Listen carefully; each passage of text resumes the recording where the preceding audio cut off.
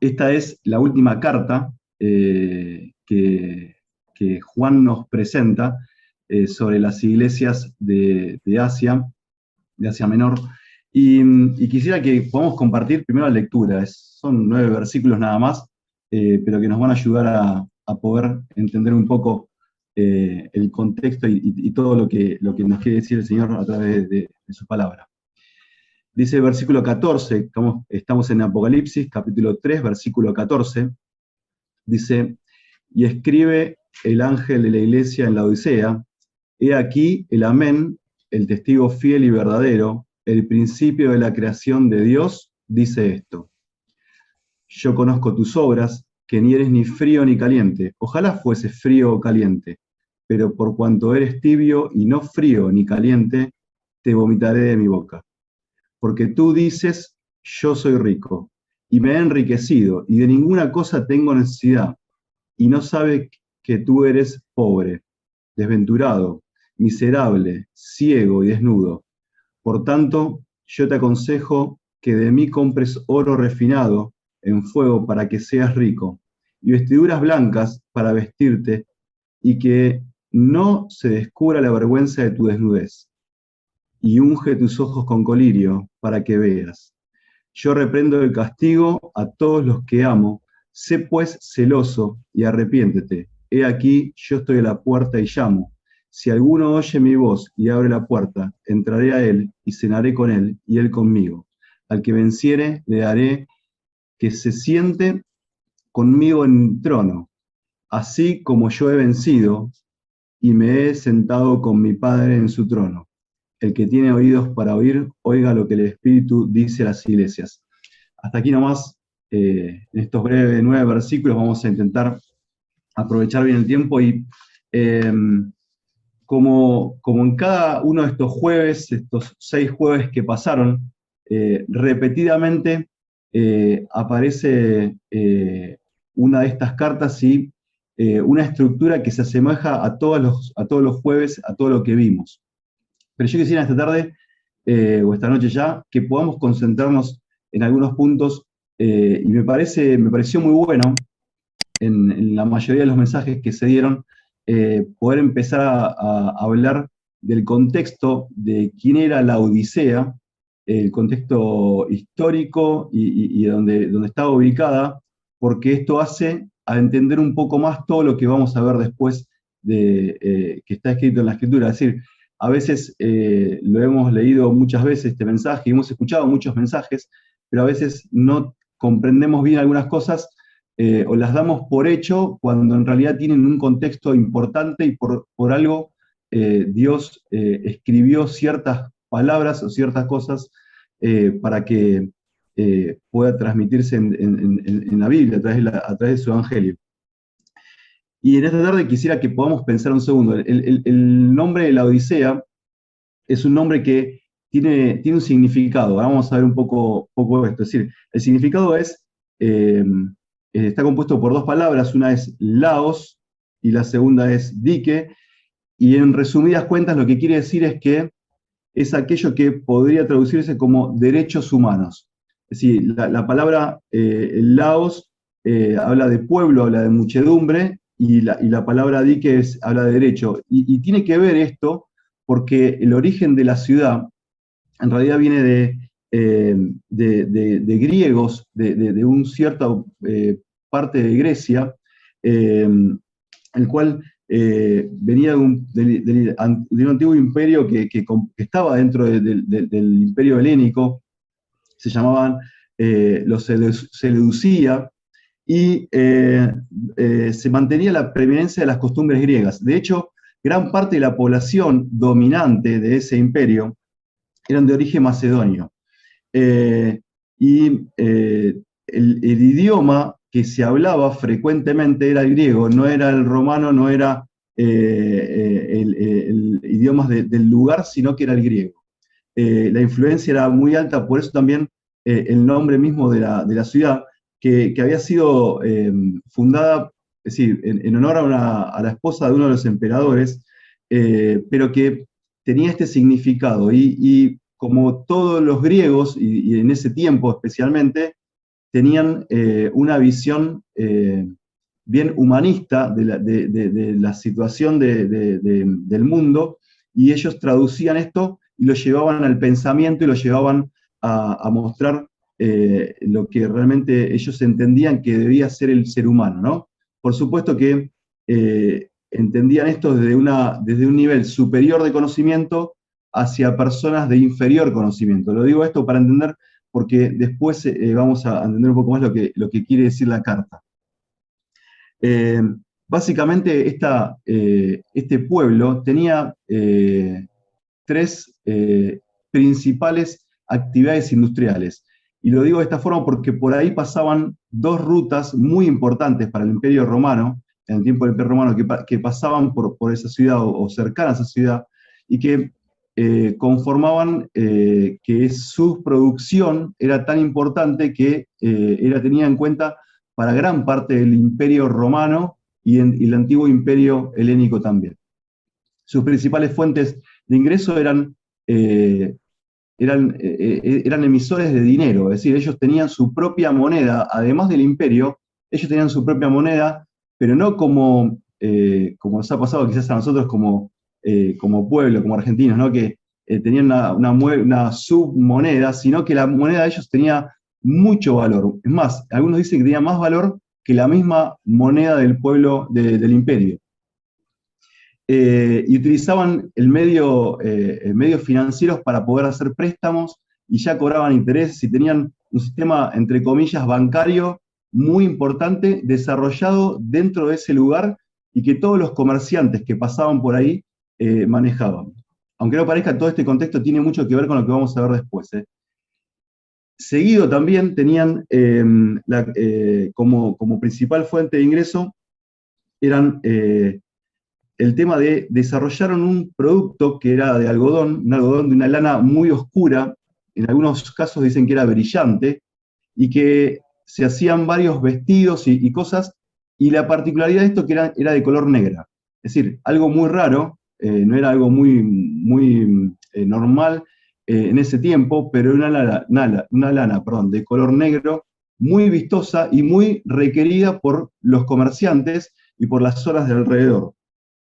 Y en tercer lugar tenía una escuela de medicina, algo importante para esa época, en la cual, sobresaliendo por todo, y de hecho en muchos de los lugares de alrededores y libros que no son bíblicos, que también lo destacan, que habían desarrollado un ungüento, una especie, algunos dicen que era un colirio, otros dicen que era una pomada, que era para limpiar los ojos y los oídos, y aparentemente tenían buenos resultados. Todo esto que parece que no sirve para nada en este mensaje, tiene mucho que ver con todo lo que vamos a ver después.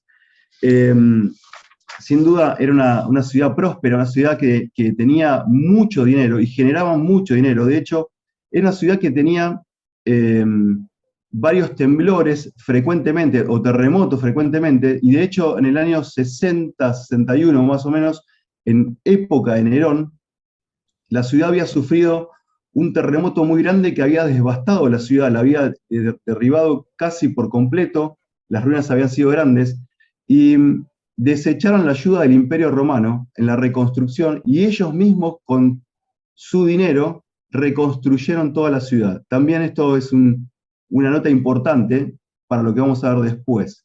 Nos habla un poco de autosuficiencia, ¿sí? Pero ellos tenían mucho poder. Es decir, y de hecho la ciudad estaba ubicada entre dos ciudades, una era Hierápolis y la otra era la ciudad de Colosas, bien conocida por nosotros, por el apóstol Pablo en su carta, pero todo esto hace que nos muestre el contexto donde estaban. Y tenían una particularidad, por eso vamos a ir ahora un poco más al pasaje. Las ciudades que la rodeaban eran famosas por el agua, y de hecho ellos estaban faltos de agua, de hecho no tenían agua, no tenían naturalmente agua. La tenían que extraer o traer desde un canal que lo traían desde una montaña, y ese agua que traían era de un aspecto, es decir, por el mismo canal, por la forma que la traían, era un aspecto, es decir, oscuro, porque se llenaba de tierra, y inclusive cuando la filtraban, no era del mejor aspecto, y encima era un agua que era tibia, ¿sí? Esto que parece que está fuera de contexto, nos habla también de que por eso Dios utiliza ese calificativo de que ellos eran tibios.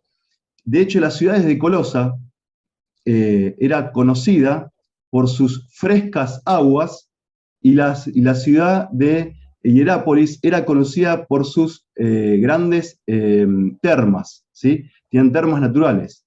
Ahora, ellos vivían entre ellos, no digo en el centro de ellos, pero vivían cercano a los dos, en una distancia muy, muy similar, y el agua que ellos tenían era tibia.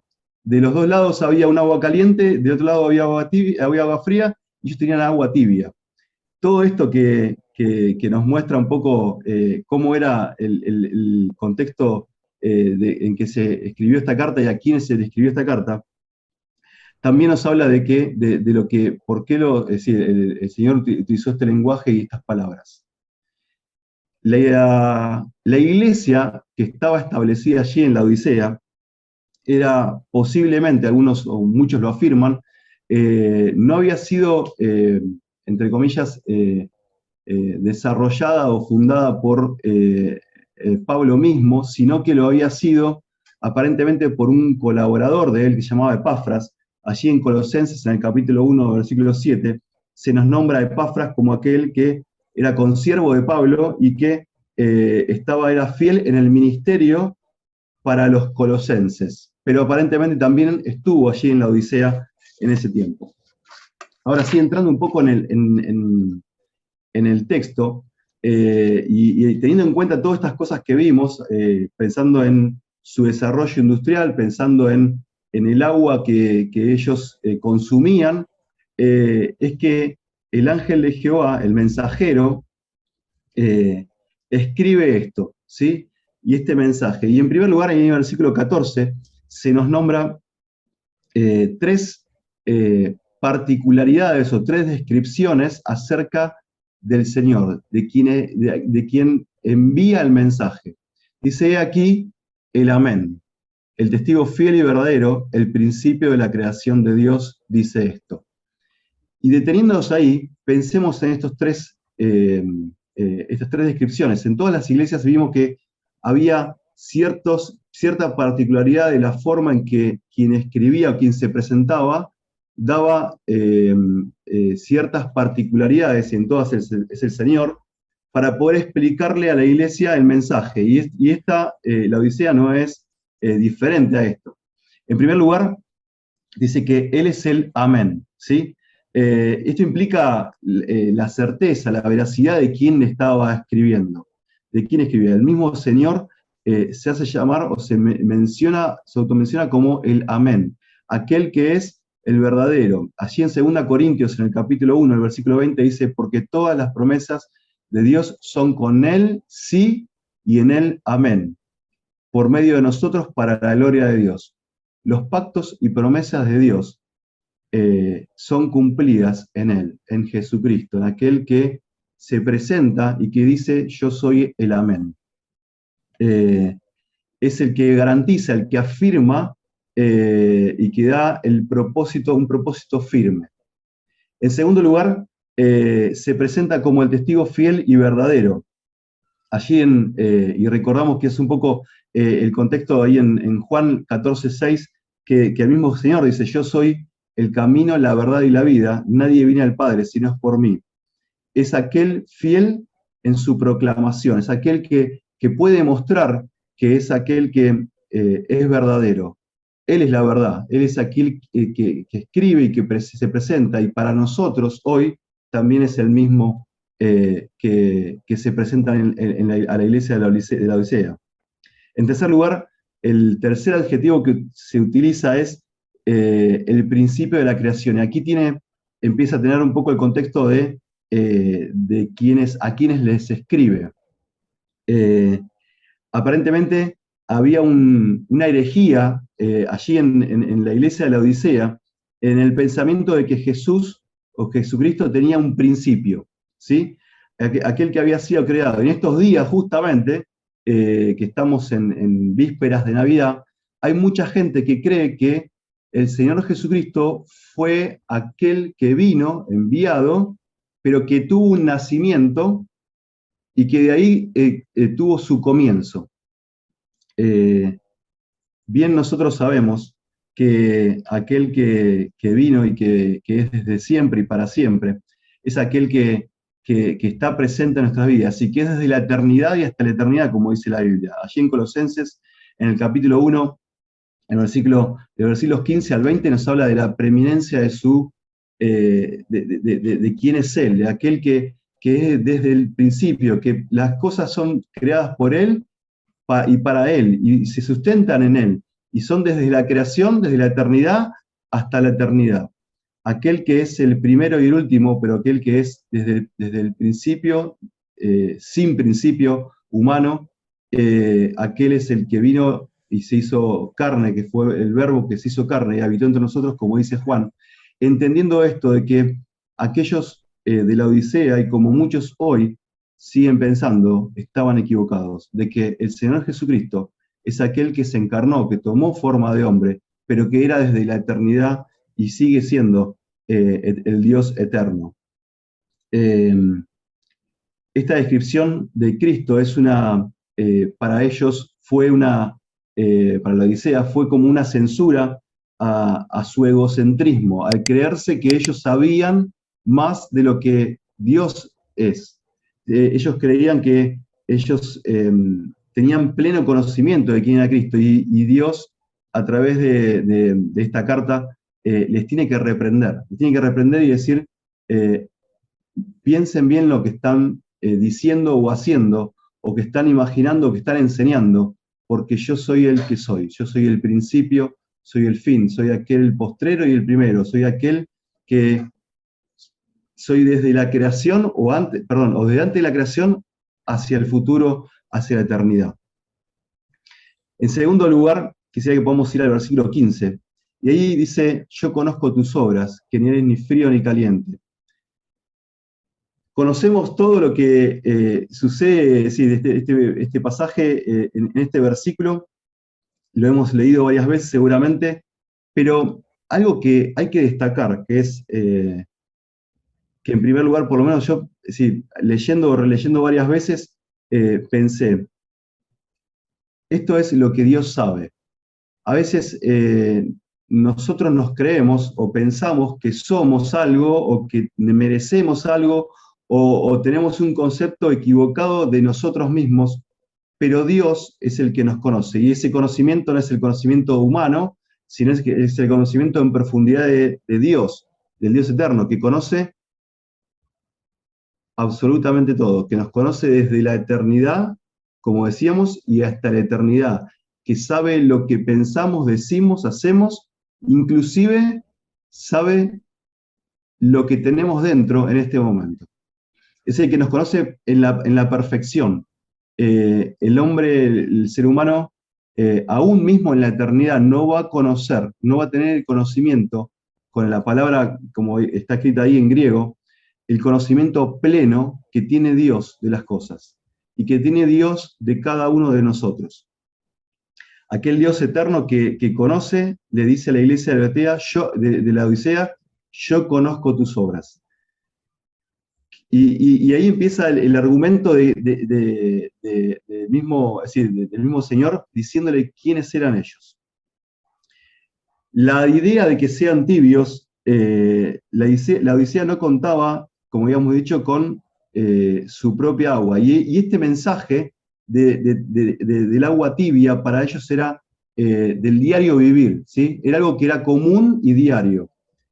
Imagínense, y pensemos cada uno, si todos los días, inclusive en verano, en invierno, en el otoño, en primavera, debiésemos tomar agua tibia, ¿no? Imagínense esto, no tendríamos heladera, no tendríamos un lugar donde refrigerarla, no tendríamos, es decir, la forma de poder darle una temperatura adecuada y tomaríamos agua tibia.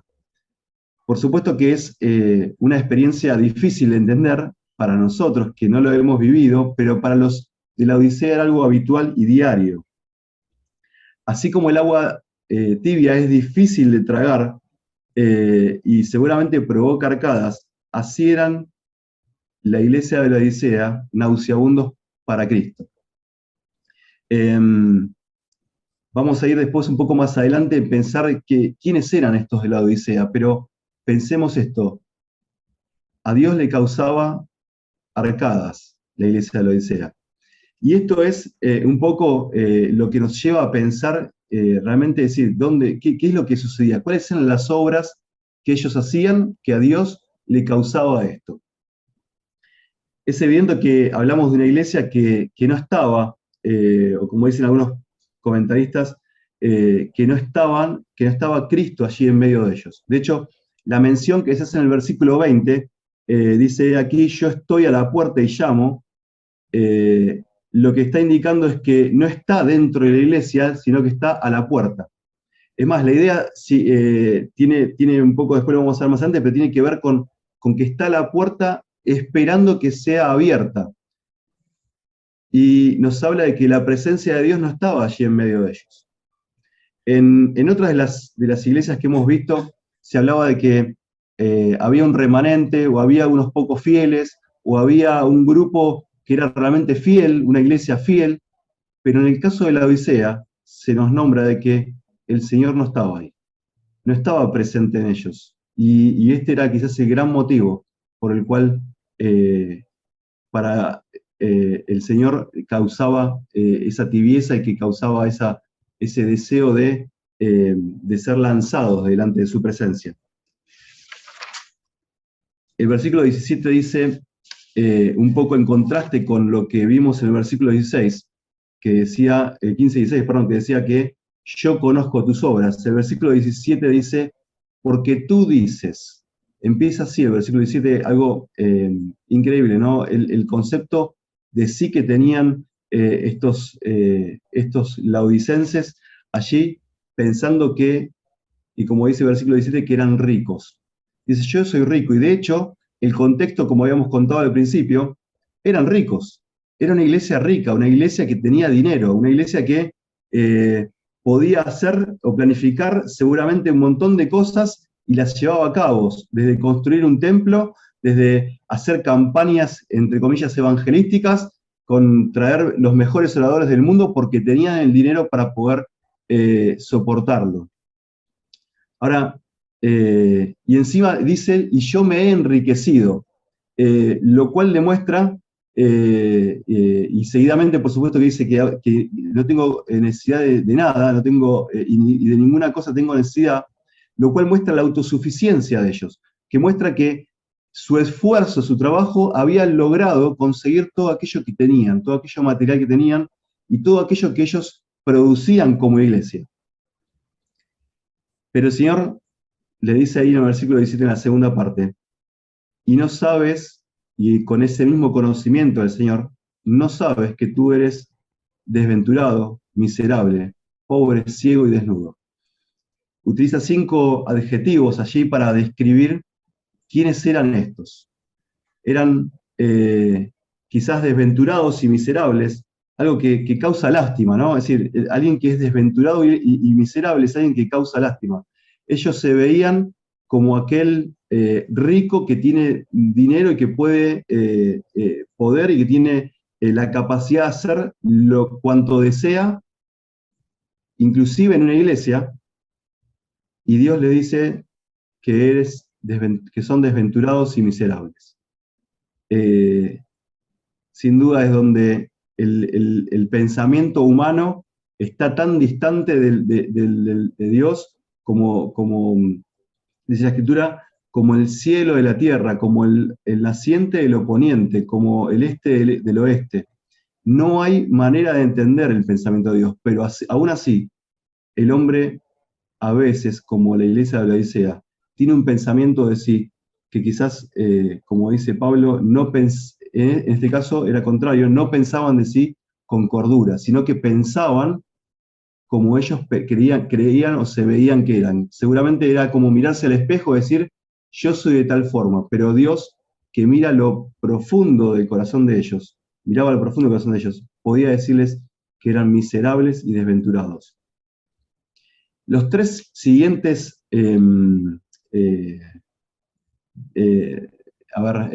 los adjetivos que utiliza en la carta, el primero es miserable, perdón, el primero es pobre, ciego y desnudo. Y estos tres, vuelvo al principio entonces, y traemos lo que escuchamos al principio, hacen mención a lo que ellos manejaban. En primer lugar, dice que eran pobres. Y volvemos, una ciudad que tenía un sistema bancario ejemplar para el tiempo, para el momento, que acuñaban sus propias monedas, que eran fuertes. El Señor les dice, como iglesia, ustedes son pobres. Es más, son pobres que están en la bancarrota, así dice Carballosa, están en la bancarrota, que están en lo peor porque no tienen más nada para poder generar recursos. Esa es la idea. La idea es que no tenían nada. Es como aquellos que lo damos vuelta y pensamos esto, le damos vuelta, no se le cae una moneda. Bueno, esa era la idea. No tienen nada. De hecho, lo que tienen son deudas. Y deudas no con las personas, sino con el Señor. Porque la iglesia era del Señor y ellos le debían la honra y la gloria a Dios. En segundo lugar, le dice que eran ciegos. Y justamente entran con algunas de esas otras industrias que tenían ellos, la medicina. Y ellos eran tan avanzados en conocimiento en la medicina, y Dios les dice, ustedes son ciegos. Ustedes tienen una situación que no pueden ver más allá. Y esto nos habla un poco del pensamiento que quiere decir que yo me autoestimo o me estimo más de lo que creo que soy y que Dios me está mostrando que en realidad mis ojos no están viendo lo que tienen que ver. Mis ojos no son espirituales para poder ver. Y bueno, allí el ángel que escribe a la iglesia de la Odisea dice esto. Dice que ellos no podían ver. A pesar de que ellos eran desarrollados en la medicina, ellos eran ciegos, ciegos en lo espiritual. En tercer lugar, se nos muestra un poco que ellos estaban desnudos, ¿no? Y un gran productor de telas, de cosas para vestirse, le dice que estaban desnudos. Imagínense cómo debe haber impactado a la iglesia de la Odisea este mensaje. Pensando que eran ricos, en realidad eran pobres, pensando que eran los más desarrollados en la medicina y en particular en lo que era la visión, eran ciegos, y pensando que eran los que mejores productos textiles tenían, estaban desnudos. Este es el contexto que el Señor les escribe y les demanda que se puedan ver, que puedan realmente analizarse y puedan realmente autoevaluarse de quiénes realmente eran. En el versículo 18 nos dice, por tanto, yo te aconsejo que de mí compres oro fino, oro refinado, en fuego, para que seas rico, y vestiduras blancas para vestirte, y que no te descubras de la vergüenza de tu desnudez, y unge tus ojos con colirio para que veas. Y vuelve el Señor a mostrarles la necesidad de cambio espiritual que tenían. Ellos veían con sus ojos carnales y Dios les muestra que necesitaban ver con sus ojos espirituales. Ellos creían que tenían dinero y Dios les muestra que tenían que utilizar el dinero, el oro refinado, el cual solo Dios puede dar. Ellos mostraban que creían que estaban vestidos o con los mejores vestidos y en realidad estaban desnudos, y Dios les tiene que decir que tenían que vestirse con vestiduras blancas, vestiduras que realmente cubran su desnudez para que no deshonren el nombre del Señor. La idea de esto, y voy a resumir un poco, la idea de esto es que ellos tenían que darse cuenta la situación real en la que estaban. Tenían que darse cuenta que estaban perdidos a pesar de que pensaban que estaban en lo mejor de lo mejor. Tenían que darse cuenta de su falta espiritual para con Dios, de su falta de conocimiento de Dios, y no mirarse ante la situación de su autosuficiencia, ante la situación de su conocimiento propio. Dice el versículo 19, yo reprendo y castigo a todos los que amo, sé pues celoso y arrepiéntete. Y ahí la idea es que demuestra que Dios es un Dios de amor. Es un Dios de amor y es un Dios de paciencia. Un Dios de amor, como dice ahí en Romanos 5:8, dice que más Dios muestra su amor para con nosotros en que siendo aún pecadores, Cristo murió por nosotros. Es el Dios de amor que nos manifiesta o que se nos manifiesta y que podemos ver allí desde nuestra salvación, allí en la cruz, y la eternidad en darnos parte con Él. Pero también es un Dios de paciencia, y como dice ahí en 2 Pedro capítulo 3, versículo 9, que no queriendo que ninguno se perezca, sino que todos procedan al arrepentimiento. Y el Señor escribe esta carta no para que se pierdan los de la Odisea, sino para que se arrepientan, para que piensen lo que estaban haciendo, que aún estaban a tiempo, para cambiar de vida y buscar lo que realmente era necesario, era lo importante, era el conocimiento del Señor. Es como el padre que reprende al hijo, ¿no? Así, allí en Proverbios recordamos que el padre reprende al hijo para guiarlo.